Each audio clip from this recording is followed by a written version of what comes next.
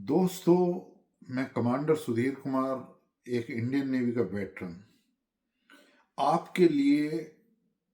एक पीरियोडिक काल में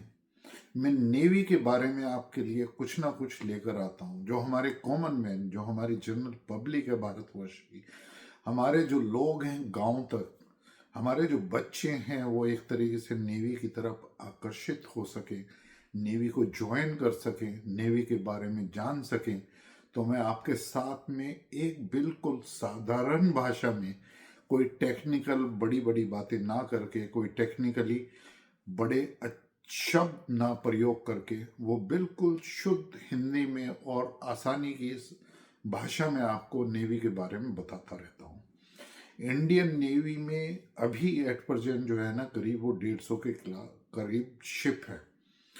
वो हमारे जो शिप हैं वो अलग अलग कैटेगरी के हैं। आप जानते हैं युद्ध पोत भी है हमारे पास में, जो आईएनएस विक्रमादित्य है और आईएनएस विक्रांत। आईएनएस विक्रांत को हमने अपने यही कोचिन शिपयार्ड में बनाया है, और दोनों एयरक्राफ्ट कैरियर के ऊपर करीब करीब 30 के करीब जहाज और हेलीकॉप्टर ले जा सकते हैं। मैं जो भी इंफॉर्मेशन आपके साथ में शेयर कर रहा हूँ, तो उसका ये मेरा डिस्क्लेमर है कि मुझे किसी भी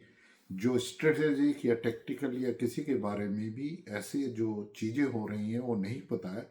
मैं आपको ओपन सोर्स से और अपनी बुद्धिमत्ता से, बिकॉज मैं भी उस फौज के अंदर रहा हूँ, नेवी के अंदर रहा हूँ,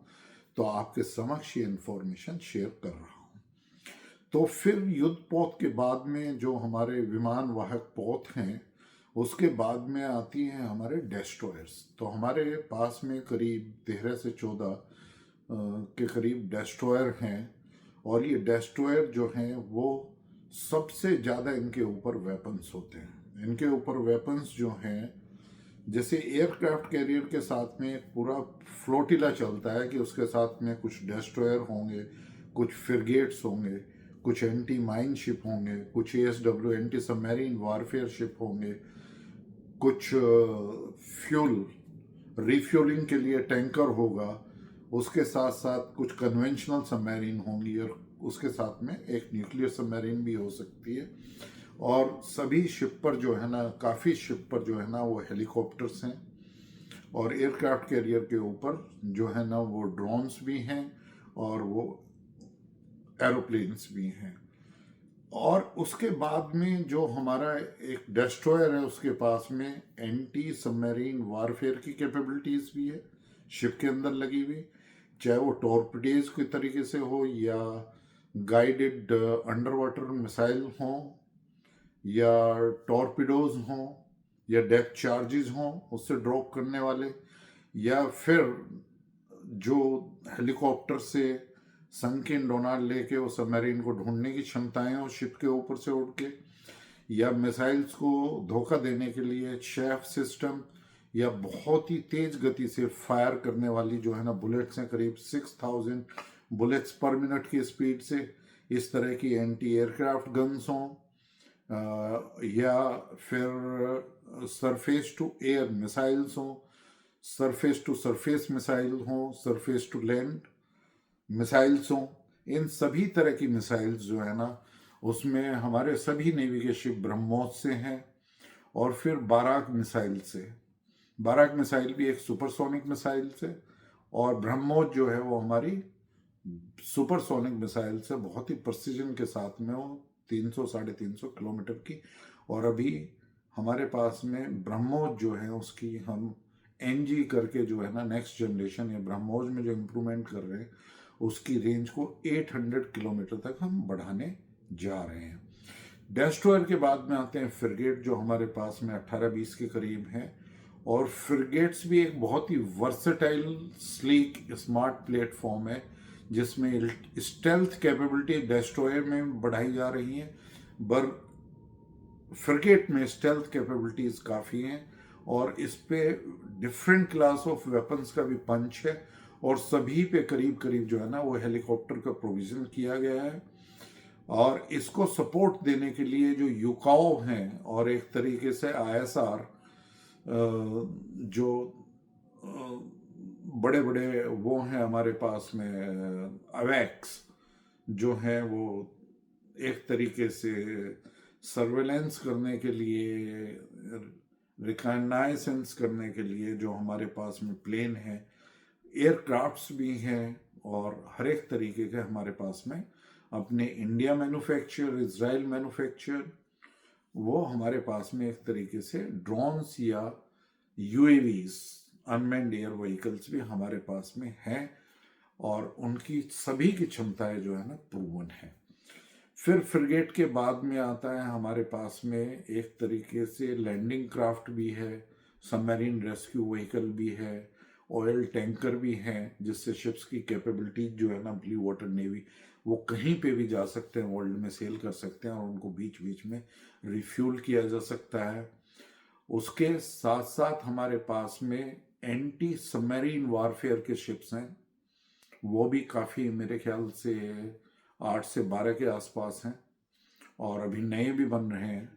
और हमारे पास में एंटी माइन, जो माइन लेइंग है वो किस तरीके से उसको क्लीन किया जाता है, तो एंटी माइन वारफेयर के लिए भी हमारे पास में है। तो ये डिफरेंट कैपेबिलिटीज को लगाकर एक तरीके से लैंडिंग क्राफ्ट भी हमारे पास में, तो इन सभी को लगाकर करीब करीब 150 हैं। उसमें और छोटी मिसाइल बोट्स हैं, फास्ट मूविंग बोट्स हैं, पेट्रोल बोट्स हैं, पेट्रोल स्मॉल शिप्स हैं, ये सभी चीज़ें, और उनके ऊपर जो है ना वेपन्स हैं। तो नेवी जो है वो IOR, इंडियन ओशन रीजन में सबसे स्ट्रॉन्ग नेवी है। चाइना के बावजूद भी, चाइना की नेवी की जो एक तरीके से पेपर के ऊपर पेपर टाइगर है, उनके पास में करीब 60 से 65 जो है ना वो सबमरीन्स हैं, उसमें करीब 25 के आसपास जो है ना न्यूक्लियर सबमरीन है। 2 एयरक्राफ्ट कैरियर उनके कमीशन है, बस तीसरा भी शायद अभी कमीशन हुआ है, और चौथा और पांचवा भी अंडर जो है ना उनके वो प्रिपरेशन है। उन्होंने अब एक कंटेनर शिप को भी जो है ना वो मिसाइल्स की फॉर्म में किया हुआ है। तो चाइना एक बहुत ही फॉर्मेडेबल नेवी है, बट उसकी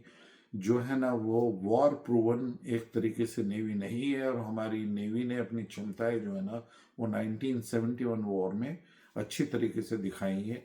और कारगिल के टाइम में भी हमेशा तैयार रही है। और अभी ऑप सिंदूर में भी जिस तरीके से उन्होंने चौक किया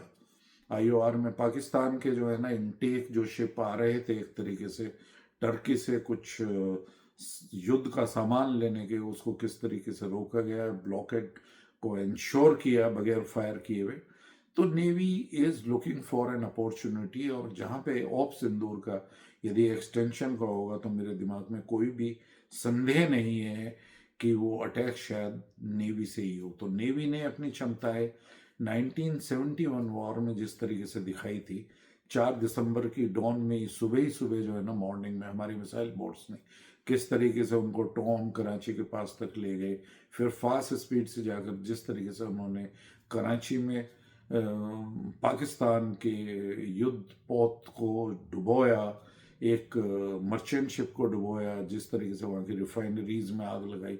तो एक तरीके से पूरा ही ब्लॉकेट जो है ना वो मिसाइल बोट ने 4 दिसंबर को, इसीलिए 4 दिसंबर जो है ना हर साल जो वो नेवी दिवस, नेवी डे के तरीके से हम मनाते हैं, और नेवी ने अपना पराक्रम पूरी तरीके से दिखाया। अब दोस्तों सबसे बड़ी बात है कि आज हमारे जो डिफेंस शिपयार्ड हैं, कोचीन शिपयार्ड लिमिटेड हो, मझगांव डॉकयार्ड लिमिटेड हो, गोवा शिपयार्ड लिमिटेड हो,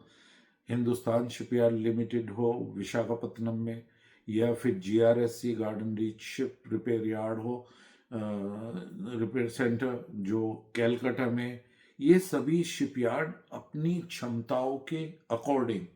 बहुत ही जल्दी टर्न आउट कर रहे हैं शिप्स का, डिफरेंट क्लास ऑफ शिप्स बना रहे हैं। एयरक्राफ्ट कैरियर भी हमने जो है ना वो हमने कोचीन शिपयार्ड में बना लिया है। और दूसरी बात यह है कि प्राइवेट शिपयार्ड भी, जैसे स्वान इंजीनियरिंग करके जो है ना वो पिपाओ में है, इसी तरह टीटलागर गोवा में है, और गोवा में और भी शिपयार्ड, और ऐसे 2-3 और प्राइवेट शिपयार्ड हैं जो तरह तरह की जो है ना वेसल्स जो है ना। और आज अभी हमारे जो चीफ ऑफ नेवल स्टाफ हैं एडमिरल त्रिपाठी ने अनाउंस किया था कि नेवी जो है ना हर एक 40 दिन में एक वेसल को जो है ना कमीशन कर रही है। तो उसमें हमारे जो प्रधानमंत्री हैं उन्होंने भी स्टेटमेंट दिया। तो ये बहुत ही हार्टनिंग, ये एक ऐसा फेज है जहाँ पे नेवी अपनी क्षमताओं को पूरी तरीके से, नेवी ने सबसे पहले जो डिज़ाइन फैसिलिटीज़ थी, जो डिज़ाइन ब्यूरो था नेवी का शिप को डिज़ाइन, अपने इंडिजिनस कंपोनेंट को बढ़ाने के लिए, indigenous design and production capabilities को बढ़ाने के लिए डिज़ाइन ब्यूरो को 66-68 के आसपास 70s में ही वो परफेक्ट उसमें लाए थे। तो आजकल हमारे सारे ship, INS Tamal last ship था जो रशिया में हमारा बना, और अब हमारी ये बिल्कुल पॉलिसी स्पष्ट है कि सारे वॉरशिप सभी कैटेगरीज के इंक्लूडिंग सबमरीन वो भारतवर्ष में ही बनेंगे। अब भारतवर्ष की सबमरीन में आ जाइए। सबमरीन जो है ना करीब हमारे पास में 16 के करीब कन्वेंशनल सबमरीन है, जिसमें EKMs है जो रशिया से आई हुई है, सिंधु घोष, सिंधु रत्ना, सिंधु कीर्ति क्लास की जो है ना बची हुई है हमारे पास में। शायद 8 सबमरीन है वो। 8 के बाद में 6 जो नई हमारी वागीर क्लास और खंडेरी क्लास थी उनको रिप्लेस करके जो अभी फ्रांस के कोलोब्रेशंस में जो है ना हमारी बनी है मझगांव डॉकयार्ड लिमिटेड में, वो 6 और 8 14। 14 के बाद में हमारे पास में 4 या कुछ जो हैं वो शिशुमार क्लास जो जर्मनी के HW से बनी थी वो हमारी बनी है। और ये जो हमारी खंडेरी और वागीर क्लास जो 6 कन्वेंशनल सबमरीन MDL ने बनाई है वो प्रोजेक्ट P15 में, P75 में। तो ये सभी क्लासिफाइड इंफॉर्मेशन नहीं है, ये सारी की सारी जो है ना वो हमारी सोशल मीडिया पे और ओपन सोर्स में इंफॉर्मेशन अवेलेबल है जो मैं आपके साथ में शेयर और एक बहुत ही सुगम भाषा में, शब्दों में वो कॉमन आदमी को बता रहा हूँ कि आप बिल्कुल पूर्णतः सुरक्षित हैं। हमारी नेवी काफ़ी स्ट्रॉन्ग है। हमारी नेवी की कैपेबिलिटीज़ ये हैं कि हम कहीं पे भी सेल कर सकते हैं पूरे विश्व में। पायरेसी के खिलाफ सबसे स्ट्रॉन्ग यदि कार्रवाई करी है और अपनी मर्चेंट लाइन को सुरक्षित किया है, भारतवर्ष के व्यापार को समुद्री लाइन से सुरक्षित किया है, तो भारतवर्ष की नेवी ही है। और मैं बात कर रहा था सबमरीन्स की, तो सबमरीन 14 और 4 18, तो 18 के करीब हमारे पास में कन्वेंशनल सबमरीन है और उसके साथ साथ 2 हमारे पास में SSBN है, INS Arihant and INS Arihant, जो कमीशन होके काफ़ी दिन से जो है ना ऑपरेशनल हैं। और अभी INS अरिहंत से हमने K4 मिसाइल जो सबमरीन लॉन्च बैलिस्टिक मिसाइल से जो एक अल्टीमेट स्टेल्थ सबमरीन, और हमने एक अल्टीमेट ट्रायड जो प्राप्त किया है वो उसी के द्वारा प्राप्त किया है न्यूक्लियर स्ट्राइक करने के लिए। और ये हमारी न्यूक्लियर सबमरीन के साथ साथ तीसरी और आ रही है। तो 18 और 2 20 और 1 21 जो है ना वो हमारी जो है वो S4 जिसे बोलते हैं INS अरिधमन, वो कमीशन होने वाली है 2026 में कभी भी किसी भी वक्त। उसके साथ साथ जो है ना एक अकुला क्लास जो है एक सबमरीन हम लीज पे भी ले रहे हैं 10 इयर्स के आसपास रशिया से, और उसके पास में कैलिबर एक मिसाइल होगी तो वो भी हमारे साथ ज्वाइन करेगी, तो ये हो जाएगी। और उसके साथ साथ जो सुनने में मिल रहा है कि एक S करके जो 4th SSBN होगी वो थोड़े ज़्यादा जो है अर्धिमन भी शायद 1000 टन वो INS अरिहंत और INS अरिहंत से ज़्यादा है। और ये जो SSBN होगी ये उससे टनेज में और ज़्यादा होगी, जिससे उस पर जो है ना K4 की जगह K5 और advance version of submarine launch ballistic missiles को लगाया जा सके। तो ये चीज़ें चल रही। तो इस तरीके से 21 या 22 जो है ना पर एट प्रेजेंट हमारे पास में 20 के करीब, 18 से 20 के करीब जो है ना हमारे पास में सबमरीन फ्लोटिला है। और हम सबमरीन भी अपने SBC centre Visakhapatnam L&T private players के साथ भी बना रहे हैं। और सबसे अच्छी बात यह है कि अब इंटर कोलैबोरेशंस, एक तरीके से private shipyard and PSUs private sector undertaking और हमारे जो डिफेंस शिपयार्ड है उनके बीच में कोलैबोरेशन है। अभी जो है कुछ शिप्स को बनाने के लिए जो है वो एक कोलैबोरेशन जो है ना MDL, और कुछ शिप्स बनाने के लिए MDL और स्वान इंजीनियरिंग के बीच में हुआ है, टिटलागर ने कुछ शिप्स बनाए। तो इस तरीके से ये मेरा कहना ये है कि अब एक वक्त ऐसा आ गया है कि हमारे शिपयार्ड वो पोइज्ड हैं नेवी के विजन को प्राप्त करने के लिए। नेवी का जो विजन है, हमारे आदरणीय प्रधानमंत्री का जो विजन है, भारतवर्ष को एक सक्षम डिफेंस फोर्सेस को बनाने के लिए नेवी का बहुत एक अहम रोल है। एक तो इंडियन ओशन रीजन में सबसे इम्पोर्टेंट रीजन है जिसमें आजकल हमारी सुपीरियोरिटी है, हमारा अधिकार है, क्योंकि हमारे पास जो चाइना के चौक पॉइंट्स हैं उनको हैं हमारे अधिकार में। अंडमान निकोबार के जो आइलैंड्स हैं, जो जिस तरीके से वहाँ पर हम अपने एयरपोर्ट नेवी के एक्सपेंशन कर रहे हैं और उसमें जिस तरीके से हम अपनी सबमरीन क्षमता को बढ़ा रहे हैं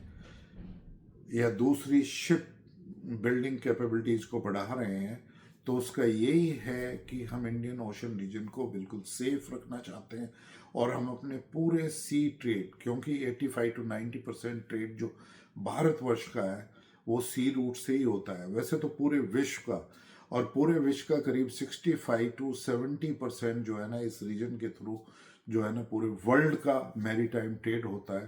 तो IOR इंडियन ओशन रीजन जो है ना वो हमारे लिए बहुत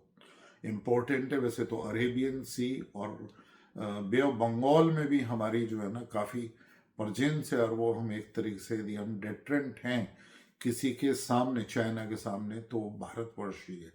क्योंकि अमेरिका के पास में 7th फ्लीट है, बहुत ही पावरफुल नेवी है, लेकिन वो भी आके जो है ना इस तरीके से यहाँ पे फाइट नहीं कर सकती और इतने प्रोलॉन्ग ड्यूरेशन के लिए डिप्लॉयड नहीं रह सकती। तो नेवी का विजन ये है कि navy wants to have 250 ships by 2030,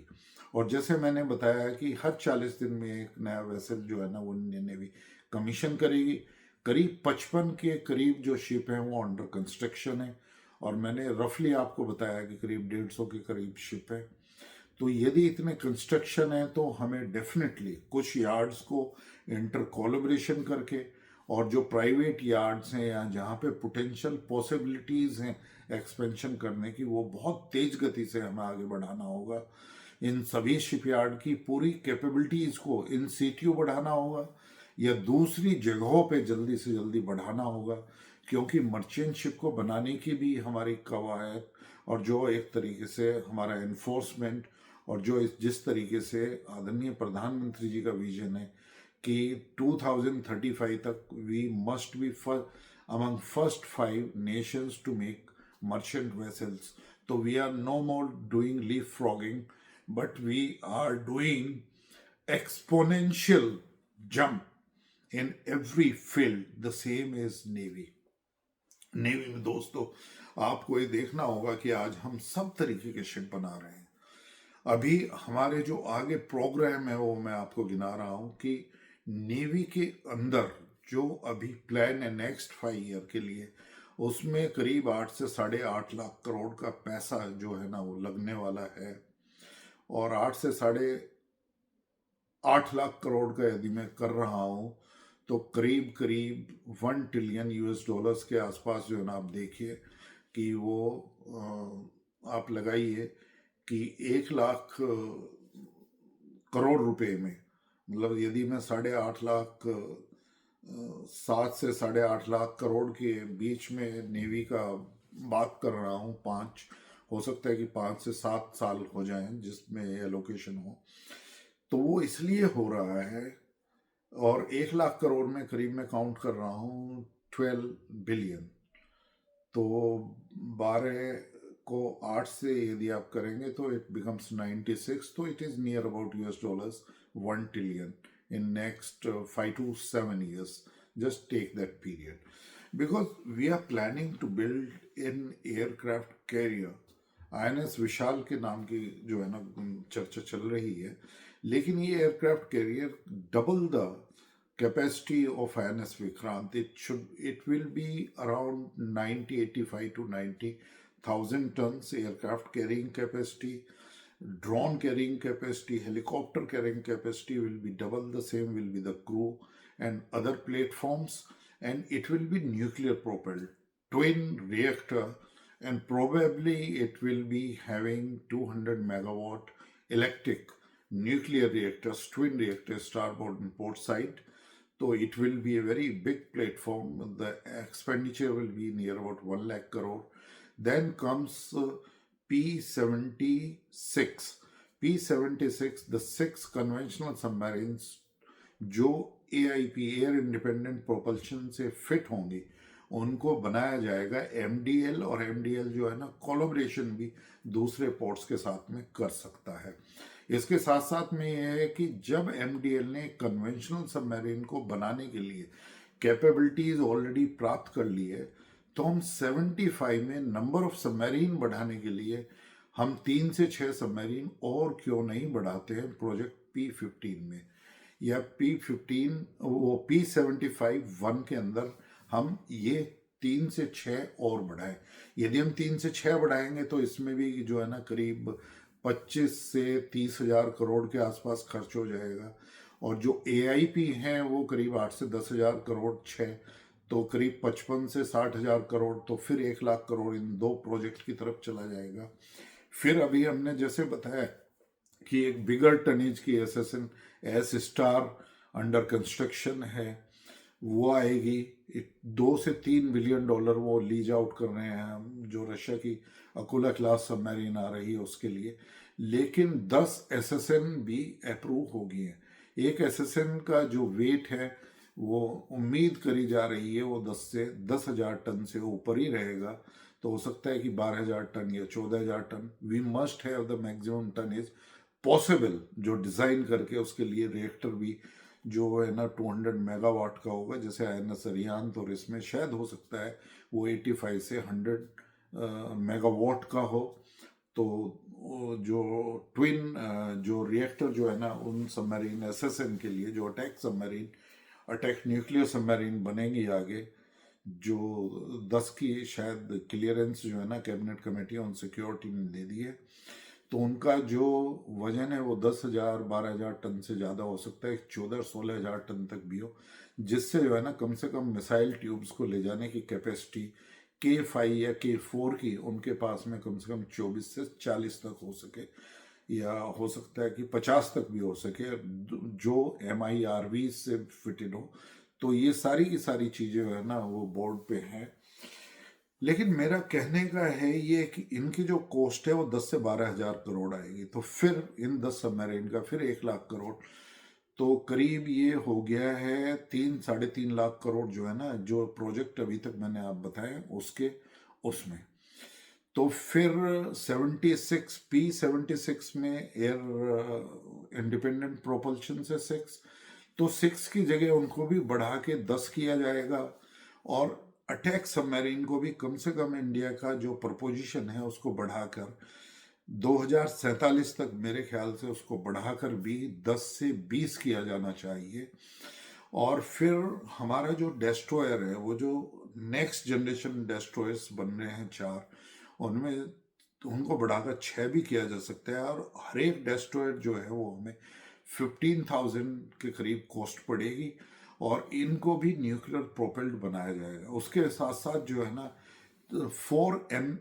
amphibious ship भी जो है ना वो इंडियन नेवी प्लान कर रही है, डिज़ाइन बोर्ड से ऑलरेडी परफेक्ट हो चुका है, उसकी भी कैबिनेट कमेटी ऑन सिक्योरिटी जो है ना उसकी अप्रूवल दे सकती है। और हर एक शिप में जो है ना करीब वो 25 से 30 हजार करोड़ के आसपास जो है ना, हो सकता है कि 35 हजार करोड़ तक भी उसका खर्चा जाए। तो इसमें फिर 4 में जो है ना करीब वो 1,20,000 करोड़ से 1,40,000 करोड़ तक इनकी तरफ जाएगा। और जो हमारे 4 डेस्ट्रॉयर हैं, 4 एम्फीबियस शिप है, फिर उसके साथ और फ्रिगेट्स, यूकाउज हैं, अंडर वाटर व्हीकल्स हैं, मिजेट सबमरीन्स हैं, छोटी सबमरीन जो 500 टन तक की हैं और 500 टन से ज़्यादा, डिफरेंट कैपेबिलिटीज़ उनके लिए।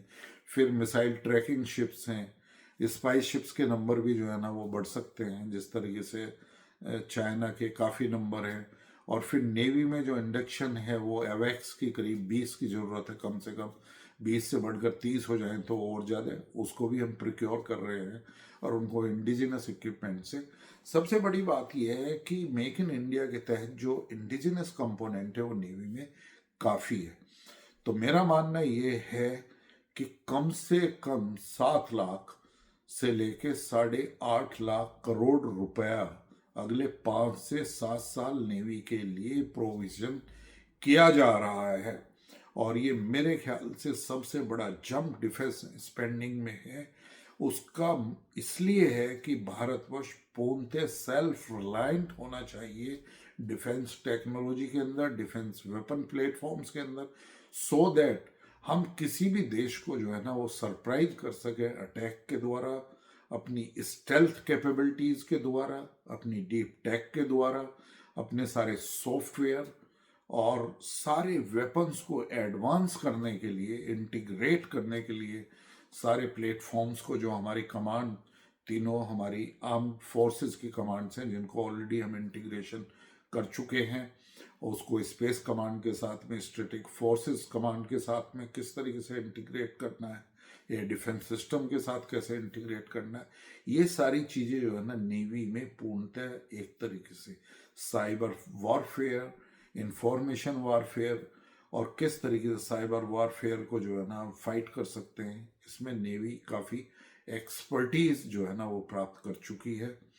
इसी तरीके से एयर डिफेंस में और जो मिसाइल सिस्टम्स लगाए जा रहे हैं नए नए,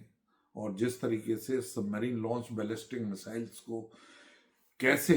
एक तरीके से उनकी रेंज को बढ़ाया जा रहा है, तो जब SSN बनेंगी तो सभी की कैपेबिलिटीज या S4S स्टार की कैपेबिलिटीज हो सकती है 8 से 12 हज़ार किलोमीटर जाए और MIR-20 के साथ में ये फिटेड हो, तो नेवी का एक तरीके से सुरक्षित भविष्य है। और नेवी एक तरीके से एक्सपेंड कर रही है। नेवी की जो आज ट्रेनिंग एकेडमी है, Indian naval academy INA at Ezhimala Kerala के अंदर, वो स्टेट ऑफ आर्ट वर्ल्ड की किसी भी top class naval academy and the biggest naval academy में एक शुमार है, उसका नंबर आता है। हर एक तरह की सुविधाएं वहाँ पर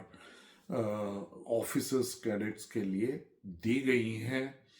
जहाँ पर उनको एक ही जगह पूर्णतः जो है ना ट्रेनिंग दी जा सकती है। तो ये और भी हमारे जितने भी स्कूल हैं, जहाँ पर जैसे ND स्कूल है, SW स्कूल है, नेविगेशनल डायरेक्शन है, गनरी स्कूल है, इस तरीके से डिफरेंट जो स्पेशलाइजेशंस नेवी में है, या हमारे एयरफोर्स स्टेशंस हैं, या फ्यूचर न्यूक्लियर सबमरीन बेस है जहाँ पे सैटेलाइट को अवॉइड किया जा सके, उनको छुपाया जा सके, इन सभी के लिए जो हैं वो न्यूक्लियर रिएक्टर डिज़ाइनिंग सिस्टम्स हैं प्राइवेट, लाइक LNT के साथ में, या स्वान इंजीनियरिंग के साथ में, या और शिपयार्ड के साथ में नए नए स्टार्टअप जो कंपोनेंट्स नेवी के लिए बना रहे हैं, इन सब के साथ में जो कोलैबोरेशन चल रहा है, और जिस तरीके से गवर्नमेंट फंड्स को एनहेंस कर रही है, जिस तरीके से प्राइम मिनिस्टर मोदी जी ने 2014 के बाद में एक मार्ग निर्देशन हमारे डिफेंस शिपयार्ड्स को दिया है, और जिस तरीके से उन्होंने टर्न अराउंड किया है अपने शिप्स को, सबमरीन्स को, एयरक्राफ्ट कैरियर्स को, ये और डिफरेंट क्लास ऑफ शिप्स को, ये एक बहुत ही हार्टनिंग स्टोरी, बहुत ही एक सक्सेसफुल स्टोरी है। और मुझे पूर्णतः विश्वास है कि नेवी का नेतृत्व बहुत ही सक्षम हाथों में, देश का नेतृत्व बहुत ही सक्षम हाथों में, और नेवी इसी तरीके से एक्सपेंड करती रहेगी, और अपने लिए पूरे विश्व में जो नाम उन्होंने एंटी पायरेसी में किया है, या हाउतीज को कंट्रोल करने के लिए किया है, मैरी टाइम ट्रेड को किस तरीके से सुरक्षित किया है, सी लेन्स को कैसे वो सेफ गार्ड कर रहे हैं, सबसे स्टेल्थ फोर्स, सबसे पावरफुल, सबसे ज़्यादा स्ट्राइकिंग कैपेबिलिटीज के साथ में सबसे ज़्यादा सी पायरेट के खिलाफ ऑपरेशन करने वाली इंडियन नेवी को पूरा विश्व आज जानता है कि भारतीय नौसेना बहुत ही सक्षम एक भारतवर्ष की नौसेना का सेना का विंग है, और वो इसी तरीके से दिन दुगनी रात चौगनी जो है ना वो प्रगति करती रहेगी। सक्षम हाथों में हमारा नेवी का नेतृत्व है, वो इसी तरीके से एक्सपेंड होता रहेगा, और हमारे भविष्य के अग्निवीर, हमारे भविष्य के नेवी के अग्निवीर, हमारे भविष्य के योद्धा ऑफिसर्स कैडेट्स नेवल एकेडमी से या NDA से जो पास आउट हो रहे हैं, वो इसी तरीके से नेवी का गौरव में इतिहास को इसी तरीके से लिखते रहेंगे। इसी के साथ साथ भारतीय नौसेना के सभी लोगों को, इंक्लूडिंग सिविलियन जो नेवी के साथ में काम कर रहे हैं, सभी सुरक्षा अधिकारियों को, सभी हमारे अग्निवीरों को, सभी सेलर्स को, सभी ऑफिसर, उनकी फैमिलीज और सारी लीडरशिप को मेरा एक बहुत बड़ा सल्यूट। नए साल के लिए शुभकामनाएं। आपकी सभी फैमिलीज, नियर एंड डियर्स, आपके बच्चे, आपके दोस्त और आपके आसपास सभी लोग और भारतवर्ष आगे इसी तरीके से प्रॉस्पेरिटी, पीस और सक्सेस के साथ आगे बढ़ता रहे। और अब आपकी सबकी हेल्थ वो बहुत ही अच्छी रहे, जिससे आपकी प्रोडक्टिविटी बहुत ही अच्छी रहे नए साल में। और भारतवर्ष को आप एक जो डेवलप्ड भारत है, जो एक विकसित भारत है 2047 में जरूर आप बनाएंगे। और भारतीय नौसेना डेस्टिन्ड अपना रोल उसमें अदा करेगी और उसमें बहुत ही गौरव में एक इतिहास भारतवर्ष के लिए लिखेगी कि जो भारतवर्ष की आर्थिक प्रगति है उसमें कंधे से कंधा मिलाकर नेवी ने भी योगदान किया है। टिल नेक्स्ट, जय हिंद, वंदे मातरम।